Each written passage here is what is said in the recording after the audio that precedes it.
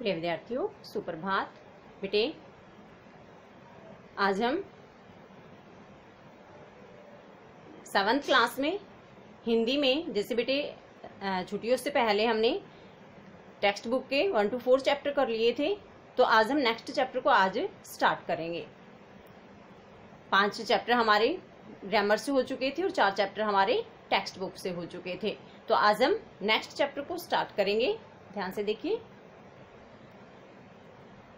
Class है बेटे 7th, subject है आपका हिंदी, चैप्टर नंबर है 5। चैप्टर का नाम है लोक नृत्यों की धरती नागालैंड। तो आज बेटे हम इस चैप्टर को स्टार्ट करेंगे।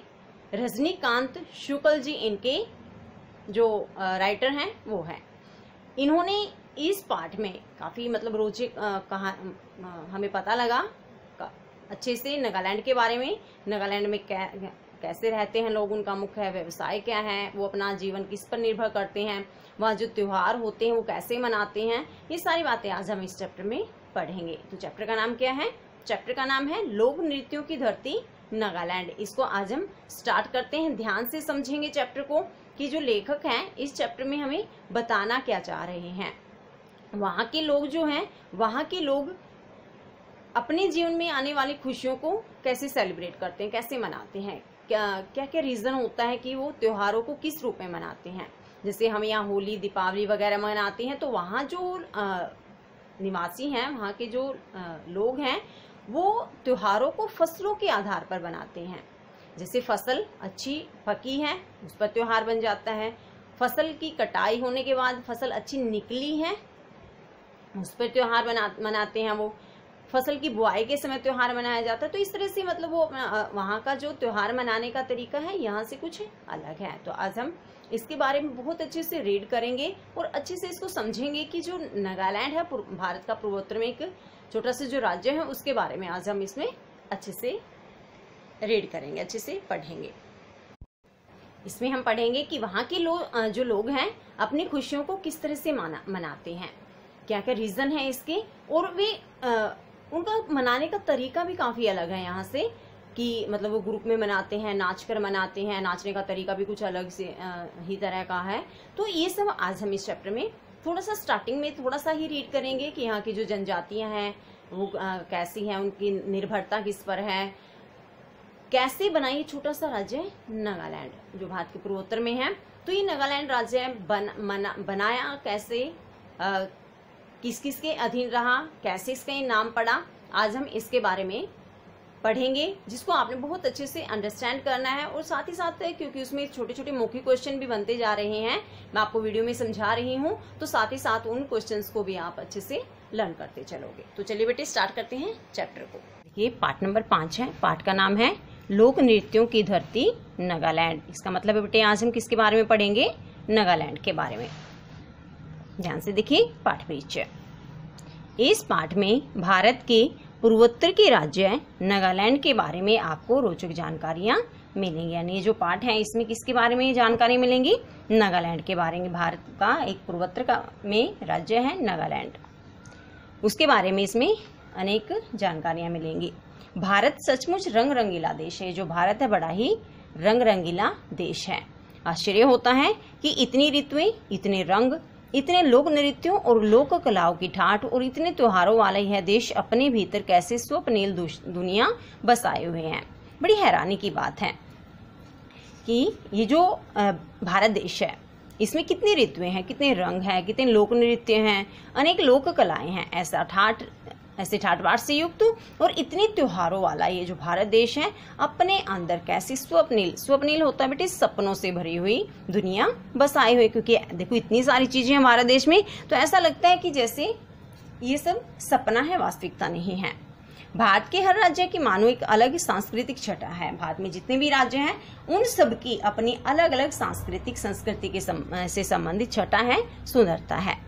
ऐसा लगता है जैसे सभी राज्यों में एक होड़ हो कि वे भारत की अद्भुत सुंदरता के रंग रंगीले गुलदस्ते में अपनी भी एक अलग खुशबू रंगत जोड़कर उसे भी और भी आकर्षक बना दे। इसको देखकर भारत की इतनी ये जो सुंदरता है, इसको देखकर क्या लग रहा है कि भारत के जितने भी राज्य हैं सभी में होड़ है। होड़ होता है कंपटीशन होना कि वे दूसरे राज्यों से ज्यादा सुंदर दिखे। कि वे भारत की अद्भुत सुंदरता के रंग रंगीले गुलदस्ते में अपनी भी एक अलग खुशबू रंग जोड़कर उसे भी सुंदर बना दे।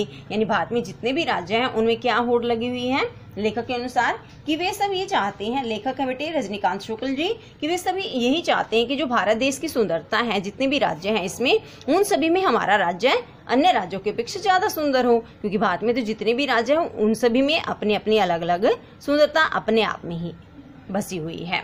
तो आज हम इस चैप्टर को आगे स्टार्ट करते हैं। अब समझिए चैप्टर को। जनजाति की बहुलता लिए नागालैंड की अधिकतर आबादी कृषि पर निर्भर है। जनजाति की बहुलता, बहुलता का अर्थ होता है अधिकता, यानी यहाँ काफी सारी जनजातियां निवास करती हैं। ऐसे नागालैंड की जो अधिकतर आबादी है वो किस पर निर्भर करती है? कृषि पर। ये मौखिक में फर्स्ट क्वेश्चन ही है कि नागालैंड की अधिकतर आबादी किस पर निर्भर करती है, तो आंसर क्या है? कृषि पर, यानी कि खेती पर। इसलिए यहाँ का जीवन और त्योहार भी कृषि पर ही आधारित है। जब इनका मुख्य व्यवसाय ही कृषि है तो इनका पूरा जीवन और जो कोई भी त्योहार यानी कि फसल की पकने के मौके पर, फसल की कटाई पर, अच्छी फसल होने पर, ये त्योहार भी किस पर निर्भर करते हैं? इनके कृषि पर। चाहे बुआई से पहले अच्छी फसल होने के लिए प्रार्थना का अवसर हो अथवा फसल होने के बाद धन्यवाद देने का मौका। तो यहाँ त्योहार बताए हैं, कई बार क्या है, बुआई से पहले अच्छी फसल के लिए प्रार्थना करते हैं, ऐसा कोई मौका हो, या फिर फसल होने के बाद, यानी कि जब अच्छी फसल हो जाती है तो उसके लिए धन्यवाद देने का मौका हो। यहाँ के निवासी उमंग और उत्साह से भरे रंग बिरंगे परिधानों में झूम झूम कर नाचते गाते हैं। यहाँ के यानी कि नागालैंड के निवासी उमंग और उत्साह से भरकर रंग बिरंगे परिधानों तब बेटे पोशाक, कपड़े, ड्रेस बोलते हैं जिनको, उनमें ये झूम झूम कर नाचते हैं और गाते हैं। इस राज्य के मूल निवासी भारतीय मंगोल वर्ग के लोग हैं। ये भी हमारा सेकंड क्वेश्चन है मौखिक में। यहाँ के मूल निवासी किस वर्ग के लोग हैं, याद रखना ये। तो यहाँ के मूल निवासी भारतीय मंगोल वर्ग, एक ऐसा वर्ग होता है जिसके जो निवासी होते हैं उनका मुंह स्वतः ही लाल होता है। 12वीं 13वीं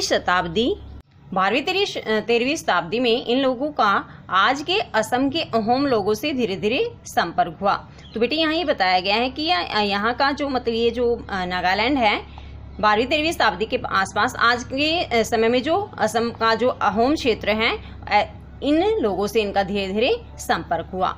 19वीं शताब्दी में यह क्षेत्र ब्रिटिश प्रशासन के अधीन हो गया। और जैसे 19वीं शताब्दी आई तो ये जो क्षेत्र है, ये जो असम के अहोम लोगों का धीरे धीरे संपर्क होना और फिर 19वीं शताब्दी में ब्रिटिश शासन के अधीन होना, ये दोनों बातें भी आपको याद रखनी है। देश की स्वाधीनता के पश्चात 1957 में यह क्षेत्र केंद्र शासित प्रदेश बन गया। और जैसे ही भारत देश आजाद हुआ उसके मतलब देश की आजादी के बाद 47 में जैसे हम आजाद हुए तो इसके बाद ये 57 में ये जो क्षेत्र है नागालैंड, यह क्या हो गया? केंद्र शासित प्रदेश बन गया। केंद्र शासित प्रदेश होता है बेटे जहाँ केंद्र का शासन चलता है। यूनियन टेरिटरी आपने एसएसटी में पढ़ा होगा, वही है केंद्र शासित प्रदेश। और असम के राज्यपाल द्वारा इनका प्रशासन देखा जाने लगा। और यहाँ का जो प्रशासन है वो किसके द्वारा देखा जाने लगा? असम के राज्यपाल द्वारा। क्यों? क्योंकि ये ऊपर हमने जो लाइन पढ़ी इसका इसी से संबंध है। आज के असम के अहोम लोगों से धीरे धीरे इनका संपर्क हुआ तो इसी का असम के राज्यपाल द्वारा इनका प्रशासन देखा जाने लगा। यह क्षेत्र नगा हिल्स त्वेनसांग क्षेत्र कहलाया जाने लगा। तो ये जो क्षेत्र है नगा हिल्स, नागालैंड के बारे में हम पढ़ रहे हैं ना, तो नागालैंड को क्या कहा जाने लगा? नगा हिल्स। तो कुछ समय इसको कहा जाने लगा त्वेनसांग। 1961 में इस क्षेत्र का नाम बदलकर नागालैंड रखा गया। याद रखना बेटे, इसमें ये जो हमने छोटा सा पैसेज पढ़ा इसमें 2-3 क्वेश्चन है हमारे, तो ये भी याद रखना है कि 1961 में इस क्षेत्र का नाम बदलकर क्या रखा गया? नागालैंड। 1 दिसंबर 1963 को इसे विधिवत राज्य का दर्जा दिया गया। नागालैंड राज्य विधिवत राज्य कब बना? नियम अनुसार, कानूनन मतलब जो राज्य है वो कब बना था? 1 दिसंबर 1963 को। नाम कब रखा गया था इसका? नागालैंड 1961 में। इसका जो शासन था, प्रशासन था, कौन चलाता था? असम का राज्यपाल। और इनके कुछ एक नाम क्या क्या आए हैं इसमें? नगा हिल्स और त्वेनसांग। 1957 में केंद्र शासित प्रदेश बना था। ठीक है, इसमें जो छोटे छोटे से क्वेश्चंस हैं ये आपको बहुत अच्छे से याद रखने हैं। तो आज के लिए इतना ही। नेक्स्ट वीडियो में हम चैप्टर को आगे कंटिन्यू करेंगे। आज आपको अच्छे से रीड करना है पाठ परिचय, क्या क्या बताया गया है, ठीक है। इसके जो वर्ड मीनिंग हैं वो आपको साथ ही साथ याद करते चलने हैं। वो 2 से 3 मौखिक क्वेश्चन इसमें आए हैं बेटे, वो साथ ही साथ आपको याद करने हैं।